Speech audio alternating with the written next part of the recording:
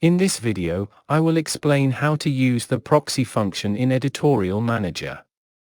At times, it may be necessary for editors to perform actions on behalf of an author, reviewer, or another editor. This function is referred to as proxy. Please note you can only proxy for those roles for which you have permission, and to users who have completed the full registration process and specifically accepted the terms and privacy policy. You can proxy in two ways, through Search People and through using the details page of each submission. To proxy from Search People, select the Search People link from the editor main menu. Enter the relevant search criterion, for example last name, add a value, and click on the search button. Users are listed with those roles available for proxy highlighted in yellow in the search results.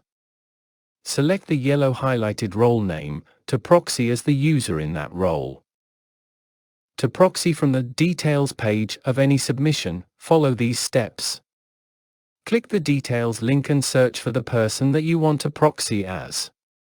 Users related to the submission will have a yellow highlighted proxy link after their name, if you are able to proxy for the role to which they are related. Select the yellow highlighted role name to proxy as the user in that role. When you click on the yellow highlighted role name to proxy, the page reloads with the main menu of the proxied user.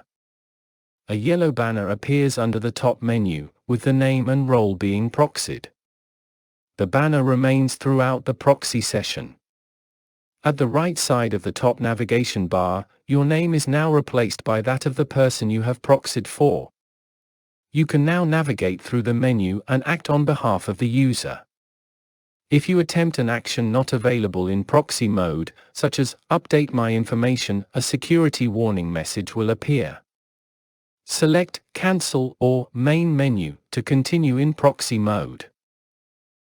If the user has multiple roles, and you have permission to proxy for those roles, then you can use the Role drop-down in the top navigation bar to switch between roles, just as you would in your own account.